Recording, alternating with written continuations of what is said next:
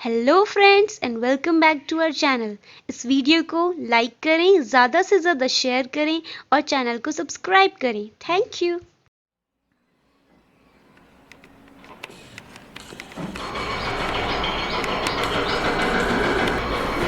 Hello guys, आज का हमारा जो टॉपिक है वो है जीवन की मौलिक इकाई।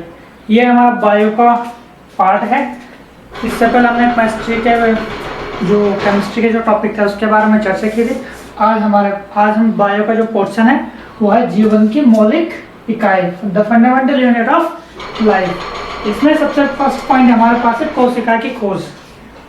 ठीक है ना, कोशिका की खोज, डिस्कवरी ऑफ सेल्स क्या होते हैं देखिए यहाँ पे। सूक्ष्मदर्शी की खोज से पूर्ण कोशिका को देखना असंभव था। किसकी उससे सूक्ष्मदर्शी की खोज से पूर्ण कोशिका को देखा जाना क्या था, असंभव था। सन 1965 में। कब? सन 1965 में रॉबर्ट हुक ने सरल सूक्ष्मदर्शी द्वारा कॉर्क के टुकड़े में मधुमक्खी के छत्ते जैसे संरचना देखी। किसकी संरचना देखी? मधुमक्खी के छत्ते जैसी क्या देखी उसने? संरचना देखी। ठीक है ना। अब क्वेश्चन यहाँ से क्या आ सकता है कि कोशिका की खोज किसने और कब की? तो इंपॉर्टेंट चीज है यहाँ पे, कब की थी? 1665 में रॉबर्ट हुक ने की थी। ठीक है ना। तो यहाँ से ये क्वेश्चन आ सकता है कोशिका की खोज के बारे में। ठीक है ना। किसने की थी? रॉबर्ट हुक ने की थी। किस सन में की थी? 1665 ईस्वी में की थी। ठीक है ना। अब हम यहाँ पे देखें कोशिका की विशेषता। विशेषताएं बहुत सारी है, लेकिन जो इंपॉर्टेंट है जहां से क्वेश्चन आ सकता है वो हमने यहाँ पे लिखा हुआ है। आप देखें यहाँ पे, सबसे पहले देखें, इनमें स्वतंत्र रूप से गुणन करने की क्षमता होती है। किसके करने की क्षमता होती है? गुणन करने की क्षमता होती है। ठीक है ना भाई। दूसरा है इसमें, इनमें आनुवांशिक सूचनाएं निहित होती है। किसमें? कोशिकाओं में आनुवांशिक क्या होती है? सूचनाएं क्या होती है? उसमें निहित होती है। ठीक है ना। आनुवांशिक सूचनाएं किसमें निहित होती है? कोशिका में होती है। क्वेश्चन आ सकता है यहाँ से। ठीक है ना। गुणन करने की क्षमता किसमें होती है? स्वतंत्र गुणन करने की क्षमता किसमें होती है? कोशिका में होती है। ठीक है ना। क्वेश्चन यहाँ से भी आ सकता है।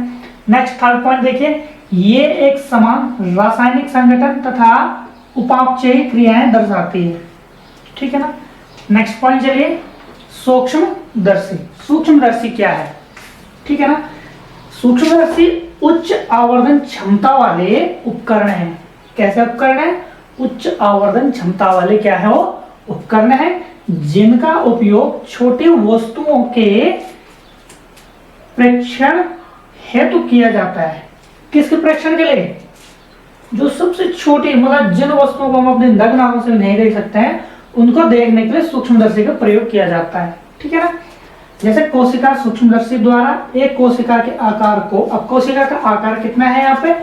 300 से 1500 गुना, मतलब 300 से लेकर 1500 गुना आवर्धित किया जा सकता है। किसके द्वारा? सूक्ष्मदर्शी के द्वारा। ठीक है।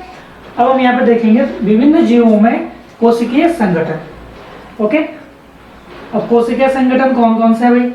हम क्या करेंगे यहाँ पे, एक कोशिकीय और बहुकोशिकीय में डिफरेंट देखेंगे। ठीक है ना। वहां से देखेंगे, इसमें जो इंपॉर्टेंट क्वेश्चन है उसको हम मार्क कर देंगे। ठीक है ना। चलिए यहाँ पे देखिए, फर्स्ट पॉइंट है एक कोशिका। एक कोशिकीय जीव कौन से होते हैं? ठीक है ना। देखिए यहाँ पे इंपॉर्टेंट चीज है, संपूर्ण जीव एक कोशिका का बना होता है। कैसा बना होता है? एक कोशिका का बना होता है। ठीक है। और बहुकोशिकीय में क्या होता है कि एकल शरीर में बहुत सारी कोशिकाएं पाई जाती है। इसमें क्या होता है? एकल जीव में एक कोशिका पाई जाती है, बहुकोशिकीय में बहुत सारी कोशिकाएं पाई जाती है। ठीक है ना। और क्या इसमें, जो विभिन्न शारीरिक भागों के निर्माण हेतु विभिन्न कार्य करती है।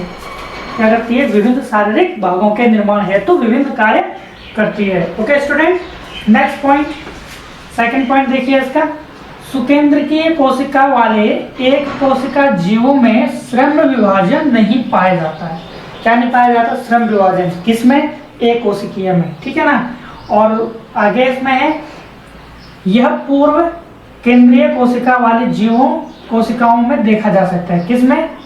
पूर्व केंद्रीय कोशिका वाले जीवों की कोशिका में देखा जा सकता है। अब बहुकोशिकीय के सेकंड पॉइंट देखिए, इसमें इन दोनों में जो डिफरेंट है वही हमें यहाँ पे नोट करना है, ठीक है ना, ताकि हमें क्वेश्चन का पता चल सके क्वेश्चन कहाँ से आ सकता है, ठीक है ना। देखिए यहाँ पे सभी कोशिकीय बहुकोशिकीय शरीर के विभिन्न कार्यों को संपन्न करने हेतु विशेषीकृत होती है।